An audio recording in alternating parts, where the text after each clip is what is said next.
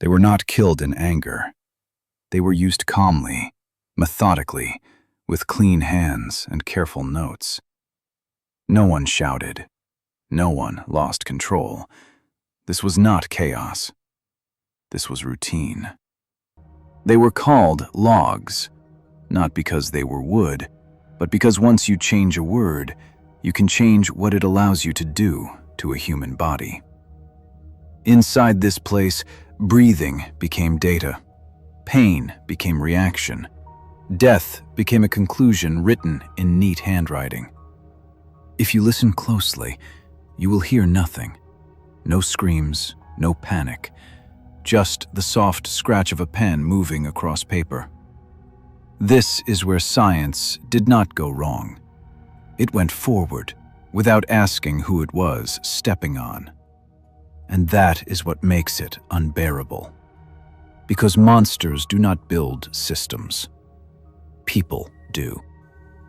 From the outside, it did not look like a place where humanity would end. There were no towering walls, no gothic shadows, no obvious signs of terror. The complex sat with bureaucratic confidence, its buildings squared and practical, its corridors designed for efficiency rather than fear. This was important. Hell, after all, works best when it pretends to be reasonable. Inside, footsteps echoed softly on polished floors. Metal trays were cleaned and stacked. Equipment was labeled, maintained, respected. Everything had its place. Everything made sense. If you walked these halls without knowing the purpose, you might think this was progress made visible. You might think this was the future being assembled piece by piece. The men who worked here wore uniforms and lab coats, but, more importantly, they wore certainty. They believed they were serving something larger than themselves, the nation, the war, the advancement of science. And belief, when shared by enough people, becomes permission. The subjects arrived quietly. Many did not know where they were being taken. Others suspected, but suspicion is a thin shield when the door closes behind you. They were catalogued, not greeted. Names were replaced with numbers. Numbers were replaced with notes. And soon, even the notes mattered more than the person who inspired them. What happened next was not sudden. It was procedural, a test scheduled, a variable adjusted, a result observed. The first line crossed is always the easiest, because it does not feel like a line at all. It feels like a step, and once taken, it becomes the ground you stand on. The scientists here were not frothing villains. They were methodical. They debated parameters. They argued over accuracy. They worried about contamination, about controls, about wasting data. They worried very little about suffering, because suffering was not the focus. Suffering was incidental, an unavoidable byproduct, like heat from a machine. The language protected them. When pain became reaction and death became outcome, the soul had room to step aside. This is how the building worked, not by cruelty alone, but by structure, by making horror repeatable, by turning the unthinkable into routine. And somewhere in that routine, a quiet transformation took place, not in the victims, but in the men recording the results. Because the true experiment was never only on the table. It was happening behind the eyes of those who watched, those who learned how to look without seeing, how to listen without hearing, how to go home at night and sleep. This was the moment humanity did not disappear in a scream. It faded in orderly handwriting under fluorescent light. Nothing inside this place sounded violent. Words were chosen carefully, not to describe reality, but to survive it. A man did not scream. He exhibited resistance. A body did not break. It reached a threshold. And when the threshold was crossed, the note was made, clean and precise. as if pain could be neutralized by grammar. This was not accidental.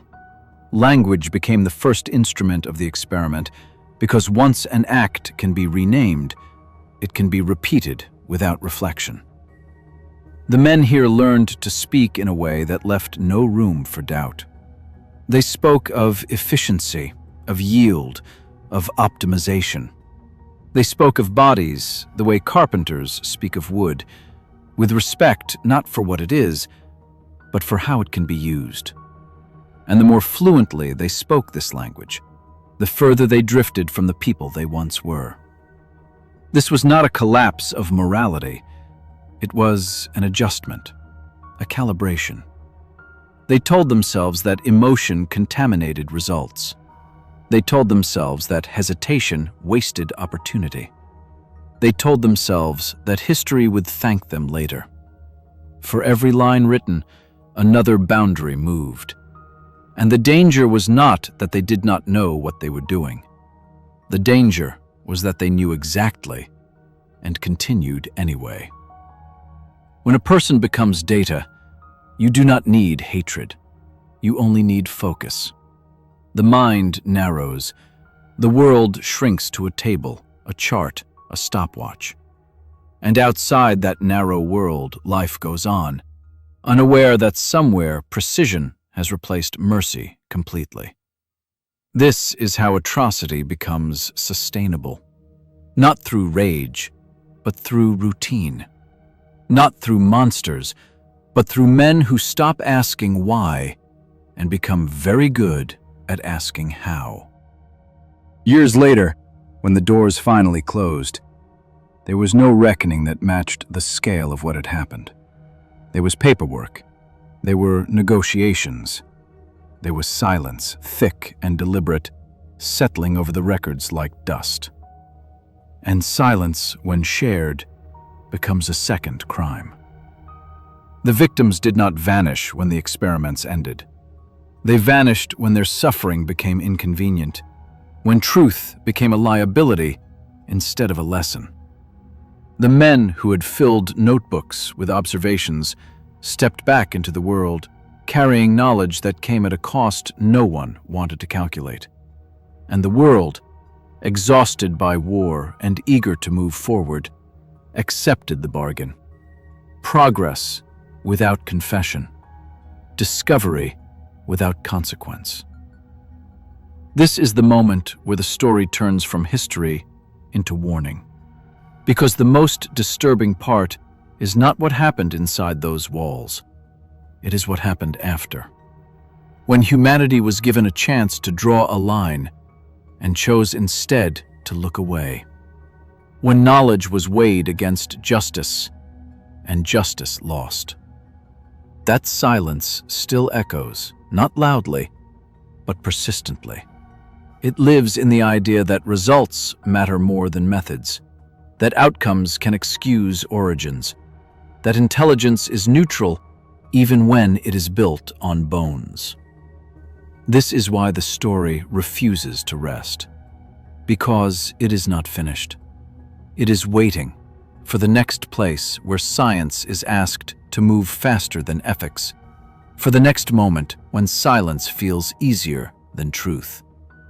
And when that moment comes, the question will return, unchanged and unforgiving. Did we learn anything at all? When it ended, there was no dramatic collapse, no final confession, no public unraveling. The men simply left. They folded their coats, they closed their notebooks. They stepped back into ordinary life as if they had been away on a long assignment. And this may be the most unsettling detail of all. They did not vanish. They did not hide forever. Many returned to families, to careers, to respected positions. They taught, they published, they advised. They spoke about science with the calm authority of experts who had seen more than most. And in a way, they had. The world prefers monsters that look different, because difference is easy to reject. But these men blended in. That was their final camouflage. They had learned how to separate action from identity, how to place cruelty in one room and normalcy in another, never letting the walls touch. And the world allowed it because the alternative required discomfort. It required admitting that intelligence does not protect against evil, and education does not guarantee conscience. It required acknowledging that under the right structure, with the right language, and the right rewards, ordinary people can become something unrecognizable without ever feeling like they changed at all. This is the legacy that does not show up in ruins or photographs. It lives quietly, in institutions, in resumes, in the idea that what matters most is usefulness. And when that idea takes hold, it does not announce itself. It simply asks what you are willing to trade and how quietly you are willing to do it. This is why the story still matters, not because of its scale, not because of its cruelty, but because it exposes a flaw that has never been fixed. The assumption that progress is inherently good, and that those who push it forward must therefore be justified. The place itself can be dismantled, the records can be buried, the names can fade, but the logic survives. It waits for new uniforms, new facilities, new reasons that sound reasonable enough to accept. When speed is praised more than reflection, when results are valued more than restraint, when silence feels like maturity instead of complicity. This is where the story lives now, not in the past, but in the pause before a decision, in the moment when someone says, "This is necessary," and no one asks at what cost. Because the real horror was never confined to one place or one era. It was the discovery that humanity can be set aside temporarily, archived for later, while important work continues. And the most dangerous lie of all is that we are past that we would know better, that we would stop it in time. History has already answered that question once. It did not answer it with chaos or outrage. It answered it with calm efficiency. And it is waiting to see if the answer will be different next time.